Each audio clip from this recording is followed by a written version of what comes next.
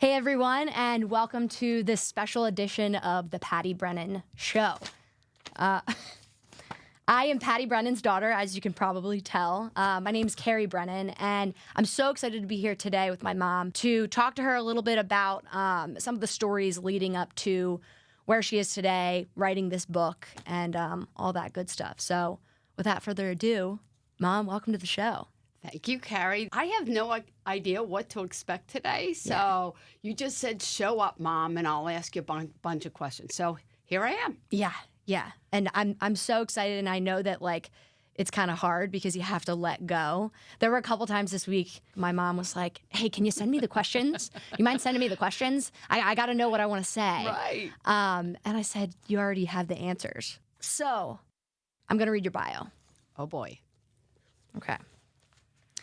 So, Patti Brennan is a globally recognized financial advisor known for her comprehensive services and unwavering commitment to her clients and community.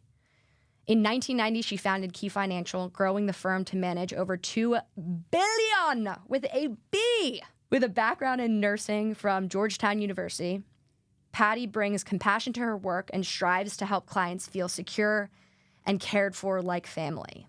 Patti's ability to communicate complex financial concepts in understandable terms has earned her the recognition from Forbes, the Financial Times, and Barron's as one of the top advisors in America for nearly 2 decades. She serves on the boards of various institutions and nonprofits and is a sought-after speaker at conferences throughout America and abroad. Who is that lady? I have no idea. We're gonna find out today. Okay. Okay. So obviously, let's just call it out. That is an insane bio.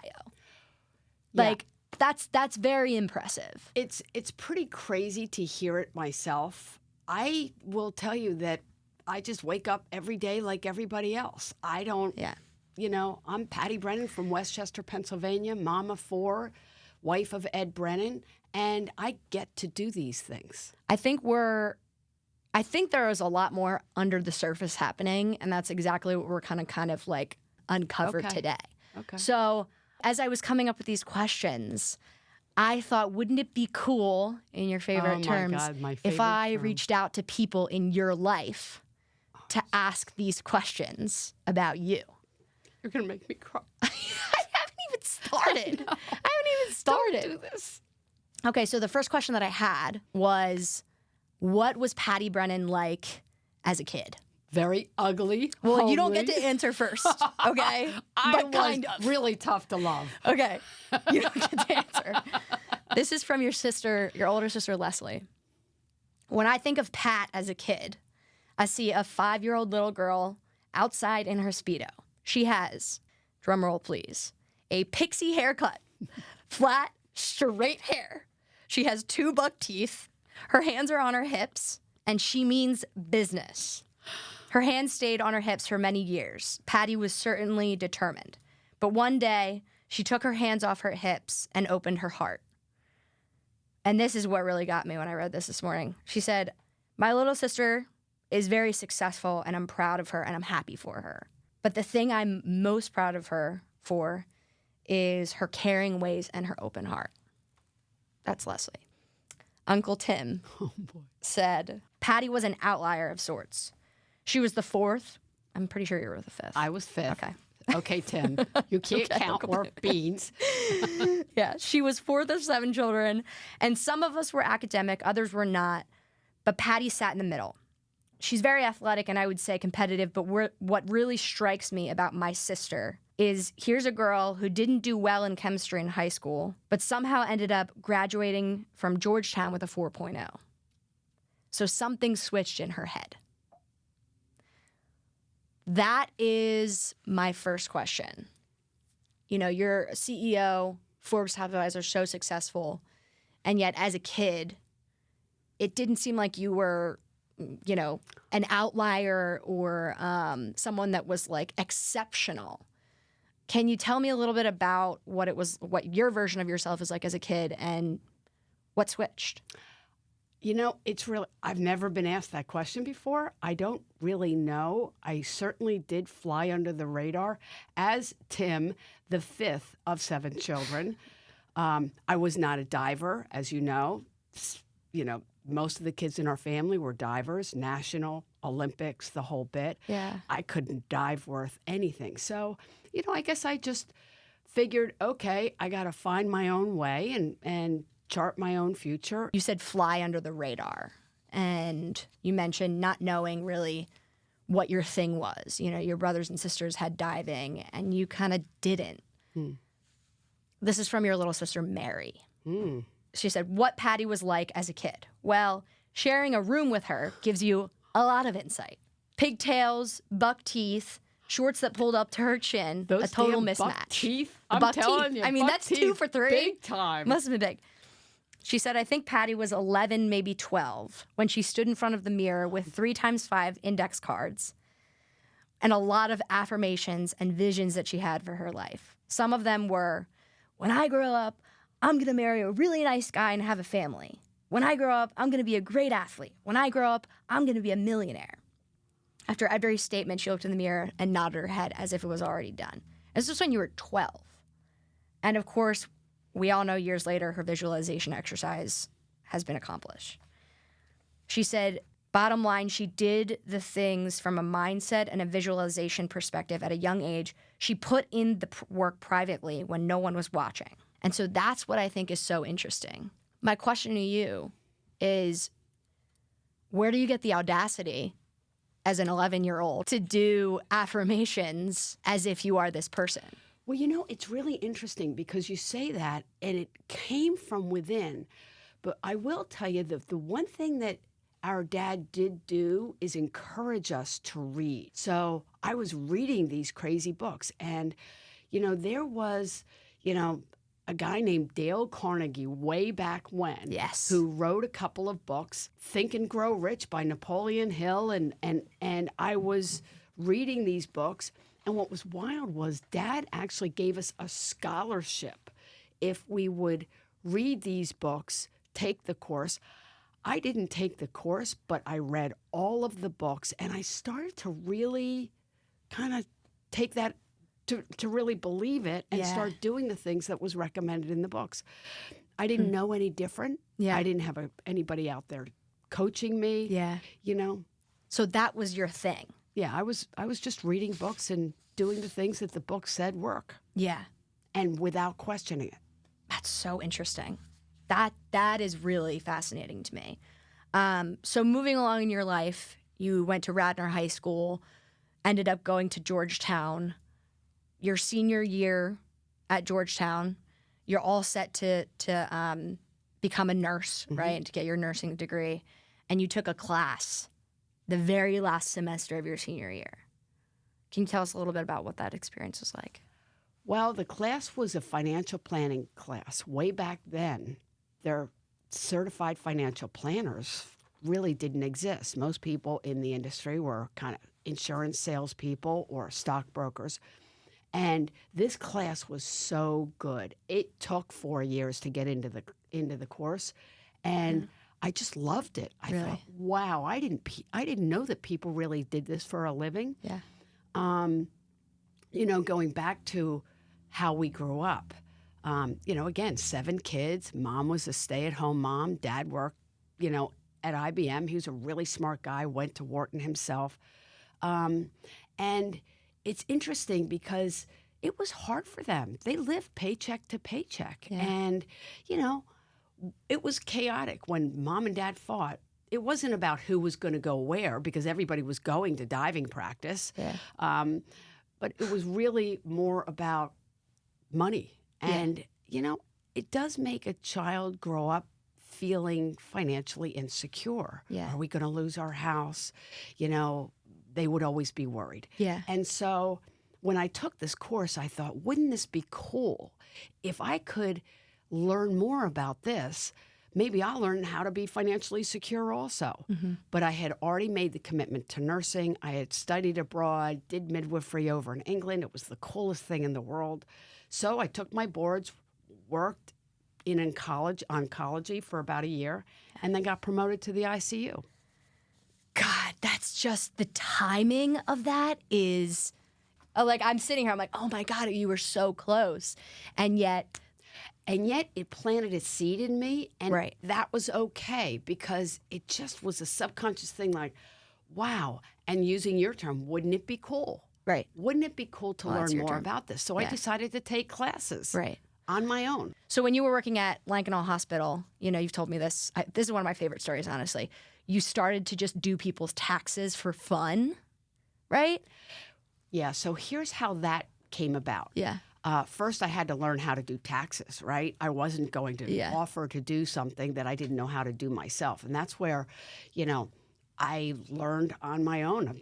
My dad taught me how to do tax returns. I was living at home. They charged me rent. I figured, oh, I'm not paying my mom and dad. I'm just going to go out and get my own place, got a condo, had renters, learned how to do Schedule E's, et cetera, et cetera. And I even went through an audit when I was like 23 years old. It was wild. Anyway, long story short, I was sitting at the bedside next to a patient, and a resident came over, and I was friends with this resident, and he was kind of moaning. It was like 3 o'clock in the morning, and we were both exhausted. He's like, oh, I got to do my taxes. It was like April, whatever. Yeah. And I said, oh, I love doing taxes. He's like, what are you talking about, Patti? I said, yeah, it's kind of like a puzzle. And then I started to ask him questions, kind of like what we do today. Sometimes when you ask the right questions, it's really interesting what bubbles up. So by the end of the conversation, he's like, wow, I didn't know all these things. I said, you know what? Give me your stuff. Let me fill out your taxes for you. Yeah. I'm not an accountant. I told him all that kind of stuff. Yeah. And, one thing led to another. And he said, this is amazing, because he got money back on his tax return because he didn't know that he should be deducting certain things. And so one thing led to another, and people sort of wandered over and said, I hear you do taxes, Patti. Yeah. How much do you charge? Yeah. I'm like, charge? I don't charge anything. Are you Right. kidding me? So that's really how it started. I did it for fun. I did it to learn. I did it to help the people Yeah. that I knew and cared about. Yeah, what stands out to me is that you got excited at the idea that he was getting back more money. I loved it. It was like a game to you. And you're Yes. like, oh my gosh, that's what I want. It was a game, and Yeah. it made a difference in his life. Yeah. Here, this guy was a struggling resident, working night and day, moonlighting the whole bit. Yeah. And to get that money back on his taxes was really cool. It was liberating for him, and it was really neat to see. Yeah, yeah. So you're in your nursing career, you're working in the ICU, and one day you're reading the newspaper and you find an ad in the newspaper from RTD Financial to be a financial planner. Well, here's the deal. Actually, I went to your dad and said, if I could do it all over again, this is what I'd really like to do. Right. And in his infinite wisdom, he said, you know what, why don't you just give him a call? You're not going to get the job. Oh, right. So it was him who read the paper and saw the ad in the paper. Yeah, you know what? All through our lives, your dad believed in me. He saw something, and he always encouraged me and helped. Yeah. Like that divide and conquer thing, it works. Yeah. So a lot of people have, I feel like it's such a relatable thing that everyone in their job, I'm not going to speak for myself, but I know of a lot of people where they're in their job and they're like, man, I wish I could just quit my job and go to another job and do this. But very few people actually take action and actually do the thing. What made you actually take the action to do it? As you asked that question, there could have been several catalysts. I had a patient in the ICU that was really, really hard for me to get away from. It was a young boy, 16 years old, in a car accident. I became really close to the family. I won't bore you with the details. No, please do. Please do. Actually, I haven't heard the story in a while. So it was a 16-year-old boy who was in a really bad car accident, and he was in a coma. I got to know the family really well. I was there when he was brought in, got him all situated, brought the family in, and they would come in every single day. And I happened to be assigned to them because they did try to keep that consistency in terms of the patients that we took care of. And in the process, the family would come in. They would ask, what should they do? He was not responsive. And to make a long story, I mean, they would bring in tapes.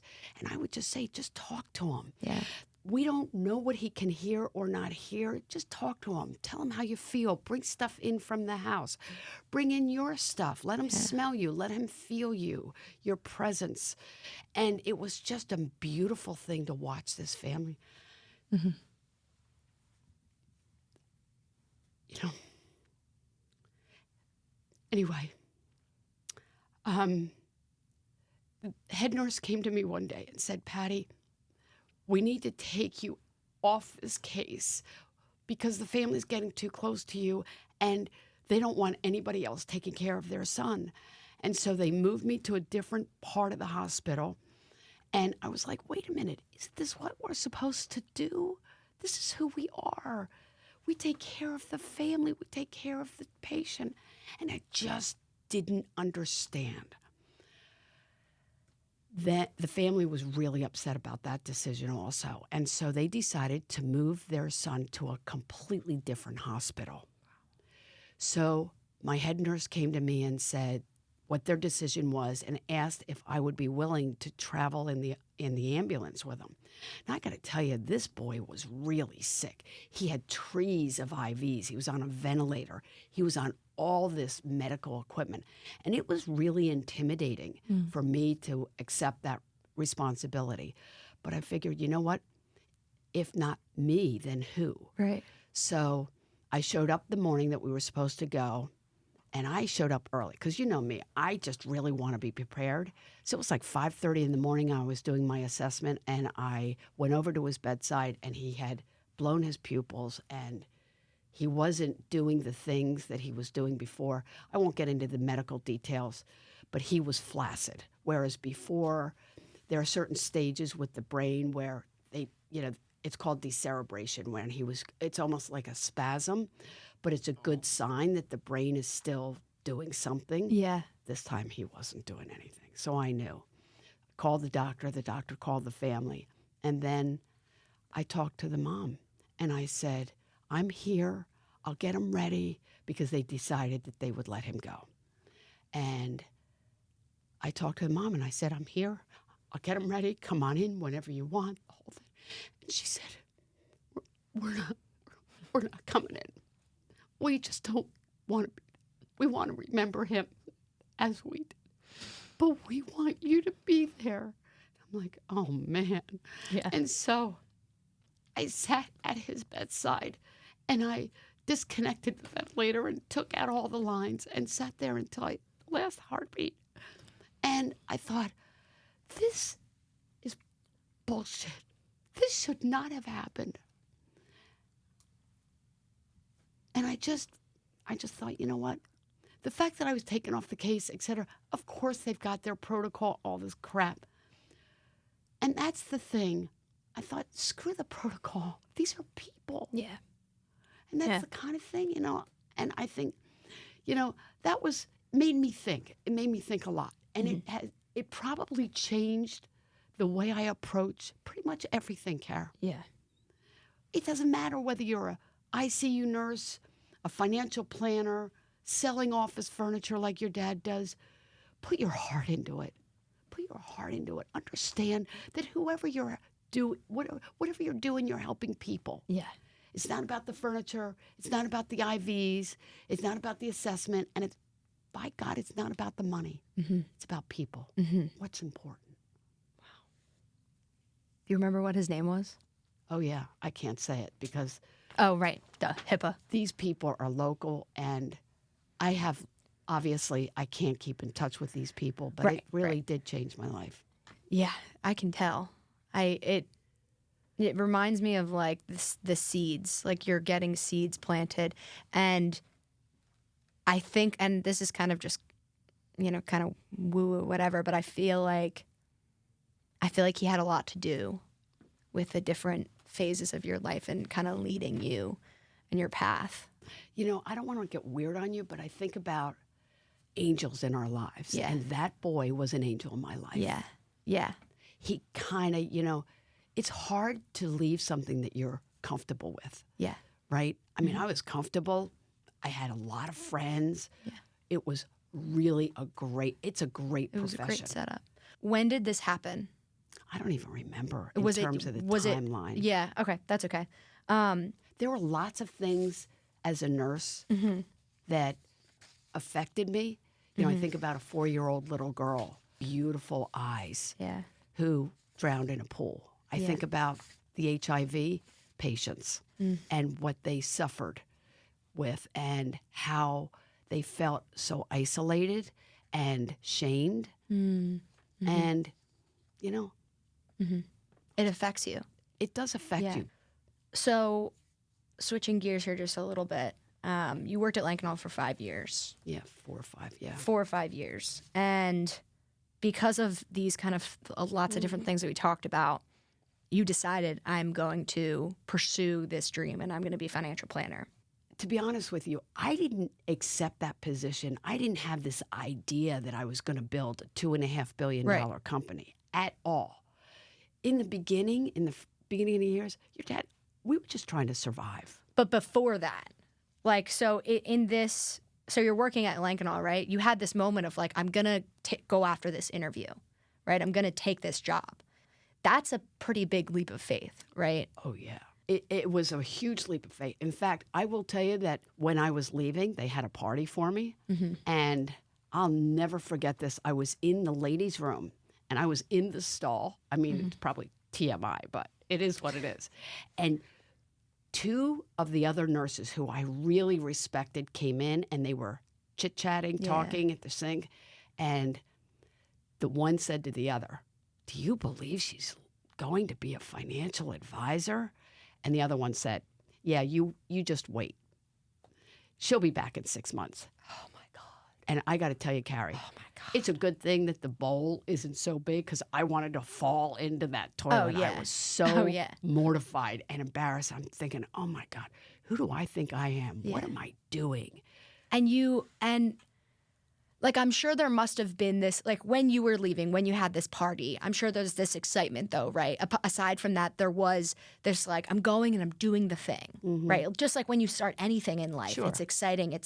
And the next 5 years that you're working with at RTD were probably some of the most challenging years, I think, in your entire life. So on top of doing this thing, and what I think is so inspiring is that so many people, it's like, yes, when you can go out and decide to start the business and this and that, and then shit hits the fan. And that's when it gets real. This is something that I've learned recently when I really kind of sat down to hammer out your timeline and stuff. Can you tell us a little bit about, you started working at RTD in 1985-ish. And then 2 years later, 1987, the crash of 1987 happens in October. 3 months after that, in 1988, Michael's born. So can you tell me a little bit about what the crash of 87 meant to you? Well, I think I had just become a CFP. Okay. We were doing what we do today, sort of, not nearly as comprehensive, but pretty darn good. Yeah. I still didn't really know what I was doing because fortunately I was with a firm and I relied on other people in the firm to teach me along the way. Then the crash occurred and I'll never forget the day that it happened because we were all looking up at the TV and the principal of the firm, Roy, looked over to me and our jaws were, like, how can this happen? We were just trying to think about the implications. And he said, "Patti, this experience, what you will experience in the next few years as we help our clients get through this period, it will be the best training ground you could possibly ever have." Wow. That's wild. He was right. Now, it was a very different environment back then, and the reason it was so difficult is that it was really commission-oriented. There was no such thing as a salary. The crash of 87 led to a severe downturn just from an economic perspective. Your dad lost his job. We had just bought a house. In fact, when we bought the house, we had to put a down payment. Of course, it was all in the stock market. We lost, 30% of it, just like that. So we had to borrow money from friends and family. Otherwise, we were going to lose the entire down payment. So we were able to get in, but we had the big mortgage. And then your dad lost his job. See, this is a crazy dichotomy because you're trying to be this financial planner for people, and then shit is hitting the fan. Excuse my French. Stuff is hitting the fan in your career and your professional life, and you're expected to be this caregiver to people like that. That's really crazy to me. I have a really dumb question, but if the markets are crashing and things are really going awry, wouldn't people want to work with a financial planner more than ever? Wouldn't that be better for you? Well, it's really interesting. Actually, yes and no, because what happens is people panic and they isolate. And, typically the best thing that people can do is add to their portfolios, invest more. Right. Now, that's on the one side. On the other side, keep in mind the business model was different than it is right now. Yeah. And we were all commissioned, so we were selling mutual funds. We were selling life insurance. And so people had zero interest. So as a result, and honestly, we were cold calling. Anything. Yeah. Anything to, meet with people and convince them that this is a good thing for them. Because at the time, the world was about to end. It was kind of like selling corporate real estate in COVID, right? Suddenly there's just Nobody's going it. to the office. Nobody is. Yes. No one's interested. buying this stuff. So that is the fall, right, of 87. Going all the way out. It lasted for a while because people get PTSD and they're like, oh, I'm never going through that again. I heard on ChatGPT, I punched it in chat and I was like, how long did it realistically take to fully recover? And it said 2 years. Mm-hmm. Yeah. So January, Michael's born. Yeah, here we are. We're supposed to be happy, happy, happy, joy, joy. We've got a brand new house, a beautiful newborn. Your dad lost his job.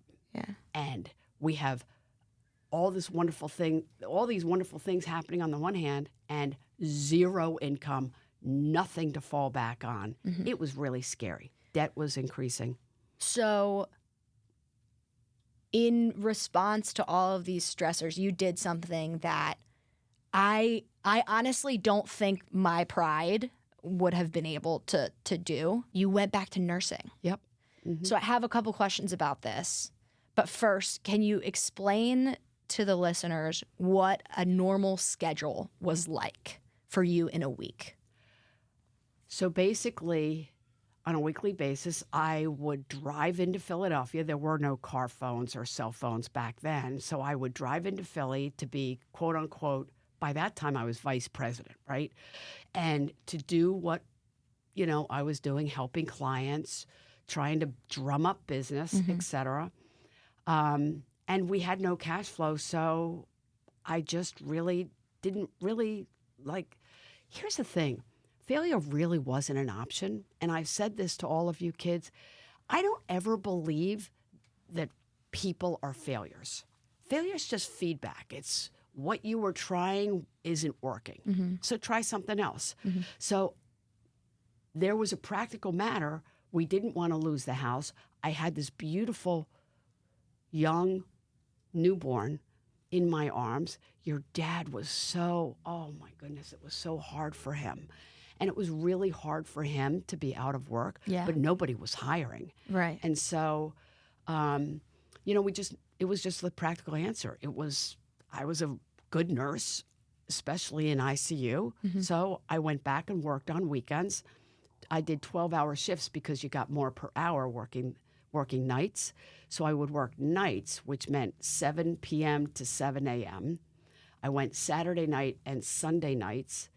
And then I would change in the bathroom out of my scrubs and put on a suit and a bow tie. Oh, man, I would love to see a picture. That? And drive into Philadelphia feeling... From the hospital. From the hospital, direct, feeling like a complete fraud. Because who am I talking to people about their money when we were drowning in debt? I had a newborn at home, a very depressed husband, and I didn't know how we were going to survive. Yeah. Let alone other people. Right. And it just, first of all, I just have to call it out because everyone who's listening is probably thinking this. Like, that is insane. Yeah. Like, that is like David Goggins running 300 miles a day, like crazy. The Sunday all-nighter into a Monday morning in the office is wild to me. So you did that from spring of 1988 to September.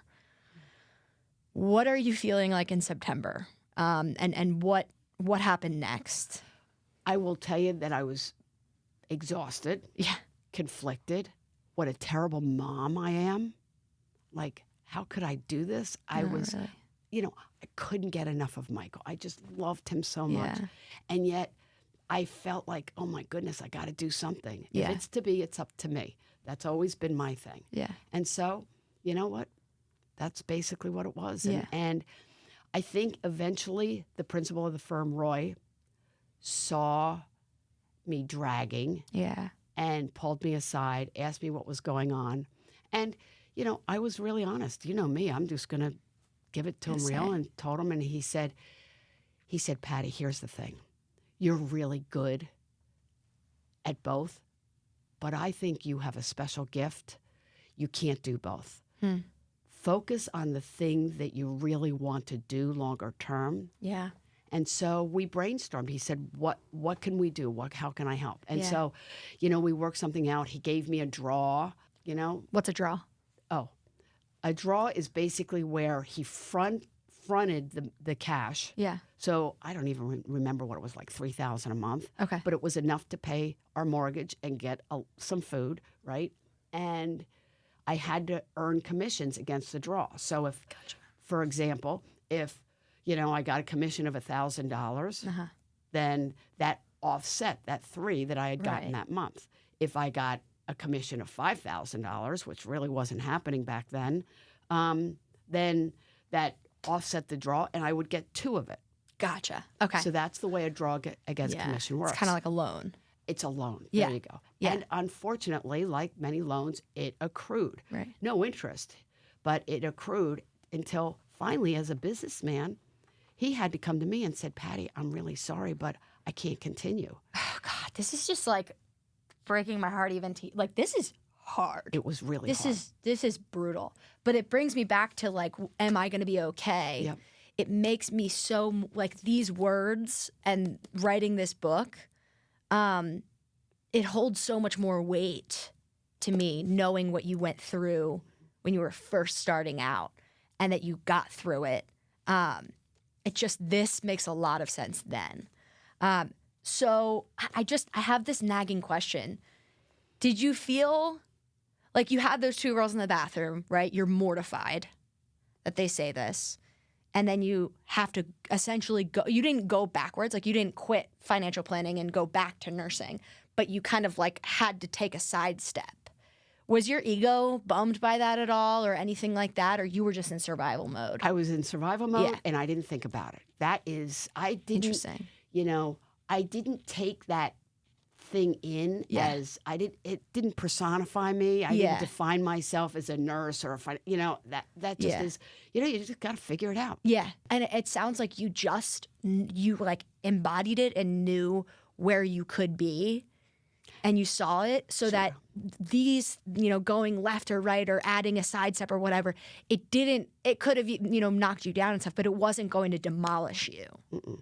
The only thing that got close was when Roy, the principal, had to come to me and stop the draw because we had a mortgage up to 95%. Mm-hmm. We had no access to home equity line of credit. We had credit cards, the whole bit, and we had no cash flow, and your dad still wasn't working. Oh that almost did. Leveled you. It almost okay, did. so this is actually insane. What happens next?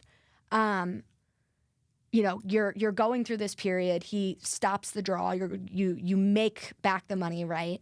And then you get an opportunity, an interview from Johnson & Johnson. You're going to be, you know, you get the company car, you get all this stuff. I think you were working in insurance, right? Well, I was at RTD. You're at RTD, but you get this opportunity to go off into a different, Yeah. more comfortable, right?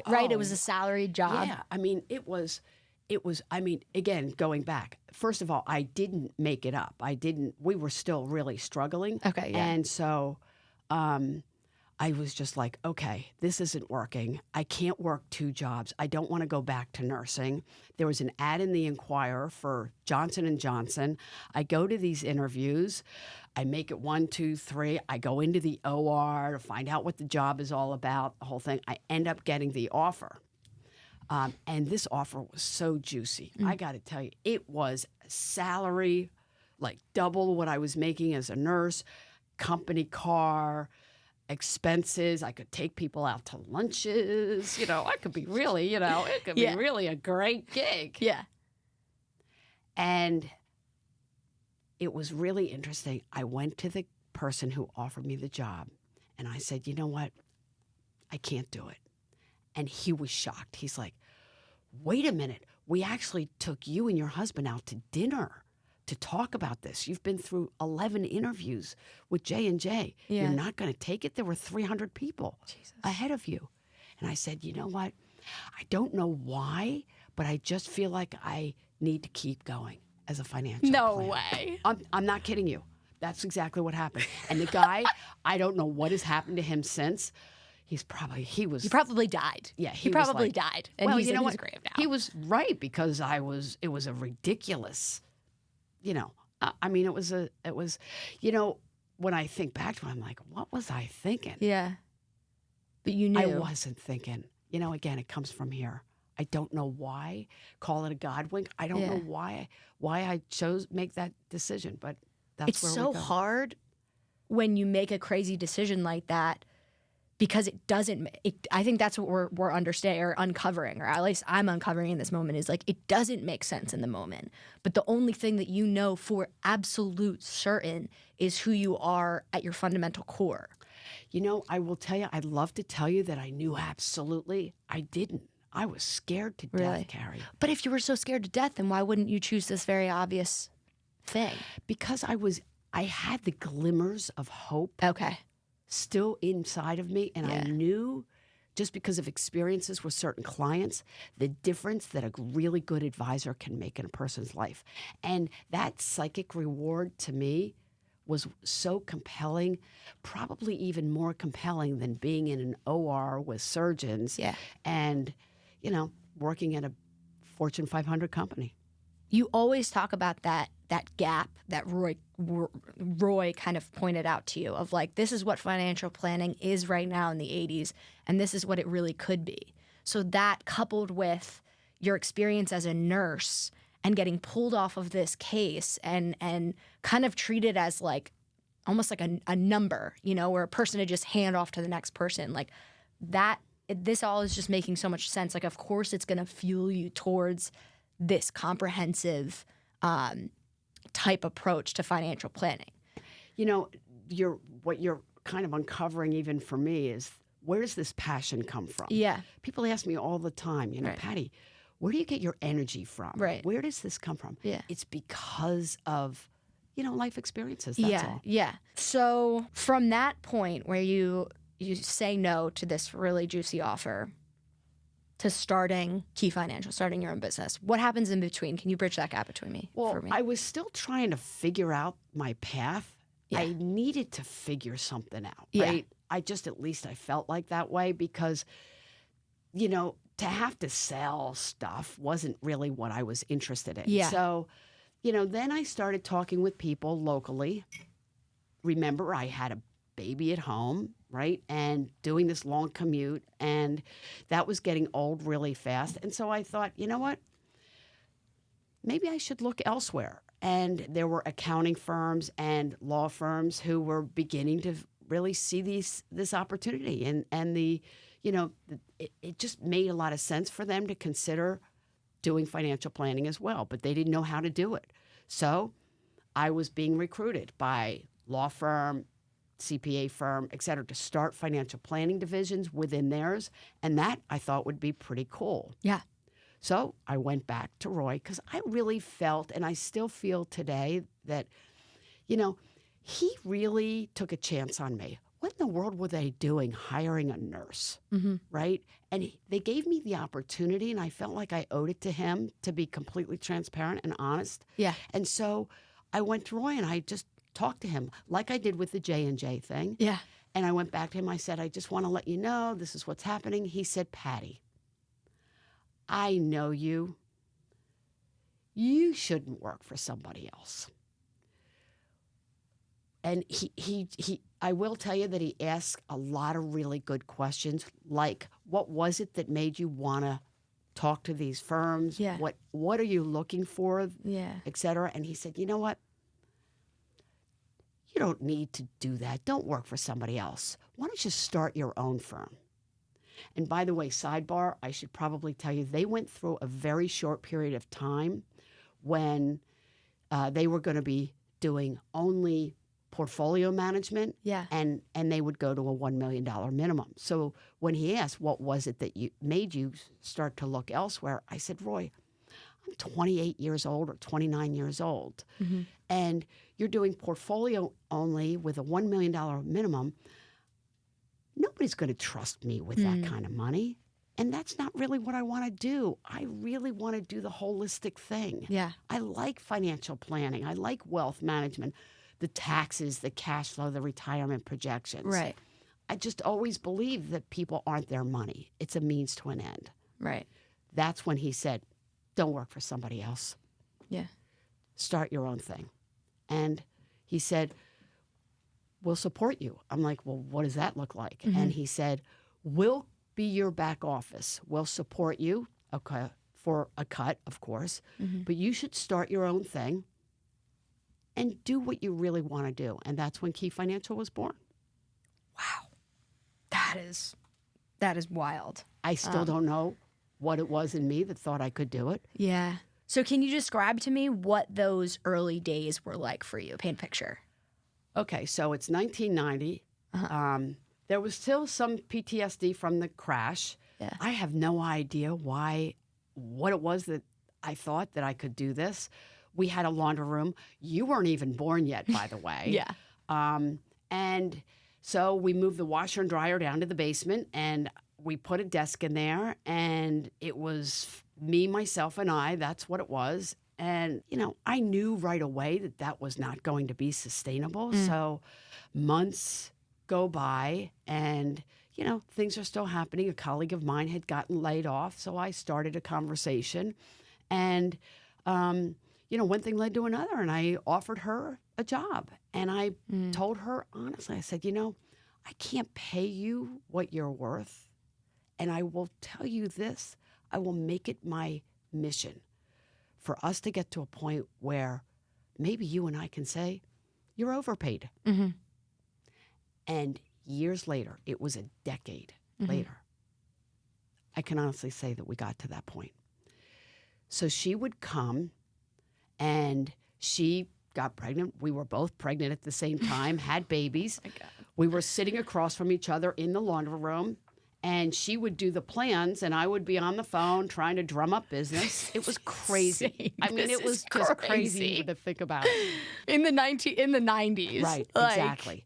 And all I could say was, hey, Barb, don't worry about the baby. Yeah. Just bring the baby with you. I'll provide childcare. So we were, once the babies were born, we were both nursing and doing our thing. And I got a nanny, and she would take care of the babies, and we would do our work. And by the way, she would come and sleep at the house 2 to 3 nights a week to do her thing. In fact, their family, she and her husband, moved to Washington, D.C., and she still kept coming. Oh, my God. So it's amazing. This is why I always say to everybody here, we'll figure it out. Yeah. Tell me what's important to you. Yeah. We'll figure it out. Figure it out. Because that's been my life. Was there, I'm kind of pivoting here for a second, but so as a woman in the 90s and 80s and in business and in the financial field, did you ever feel less than because you're a woman? Was that ever a thing? It's interesting that you bring that up. It was a joke, actually. I mean, I would go to conferences because that's the only way I could learn. Because remember, I was by myself. Right. I wasn't with a big company. I wasn't getting any ongoing training. So I had to learn myself and go out of my way to learn whatever was going on. So I would go to these conferences and I could always tell. Because number one, most of the time I was pregnant, right? So these men, it was all men in navy and black suits. And typically I'd be sitting there and they would look at me and they would say, so, who you here with?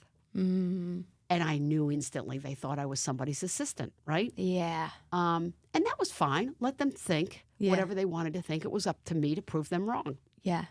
So in other words, you, or at least what I'm hearing is you didn't really even let it faze you. Nah. No. You know what? Yeah. That's the way it was. I wasn't going to change that. That was not my intention. I'm just going to do my thing. Yeah. Because it was important. It needed to get done. So we're going to fast forward a little bit because obviously I want to spend some time about this amazing book that you wrote. Can you talk a little bit about the challenging points while writing this book? Oh, boy. There were many. So for me, you know, I started with a ghostwriter, and then Forbes gave me another ghostwriter, and it just wasn't working out. And I just knew I got to do this thing myself. Yeah. And so I started from scratch many times to poor Bernadette's chagrin. Here she goes again. But you know what?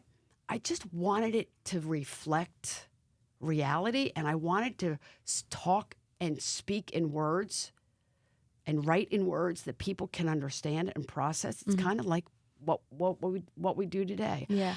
I'm not a person that pontificates. There are certain things that I know work over time. Maybe not every time, but over time. And if we just stick with it. I think relationships is something that is a huge theme that runs beneath all of the stories in your book. So I went to people in your life and I asked, what's it like to have Patti Brennan as a friend? These are some of the responses that I got. And a lot of them were very long, so I had to take from a few.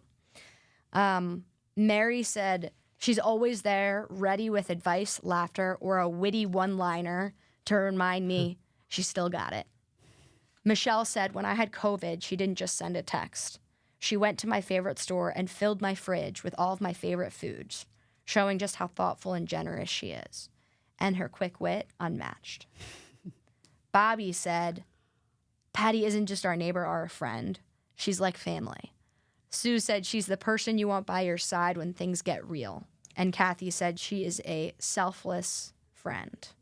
I could go on and on. There's so many things that people have said about you as a friend. And so my question to you is, hearing these words, how do the relationships in your life, both personal and professional, shape the way that you've approached writing this book? Again, you know, I mean, first of all, I can't believe that you called all these people. Thank you for doing that. That was huge. And it's so surreal for me to hear these words. When I think about writing the book, I just wanted to give back. I just wanted to maybe share some things that might make a difference in their lives, in your lives, in everyone's lives. And you know, it's just what we get to do. It's such a privilege to be in you know, other people's lives. And, you know, I laugh all the time. I love to laugh. I love this crew that we have here at Key Financial because it is so much fun. I love being in here. And it's been so much fun to hear that from you as well. Yeah. Like, this place is pretty crazy. It's pretty great. Yeah. It's a pretty awesome place. Yeah. You said to me over the years, you said, I don't care about selling books. I literally don't care about selling books. What I want is, can you fill in that blank? What I want is for people who worry, am I going to be okay? And by the way, is okay enough? People have questions and they don't know where to go to get the answers. Yeah. This is a first step. It starts with the process, the strategies, then we get into tactics, and then the third section is the 15 mistakes people make over and over again. So let's just start with a book, and you know what?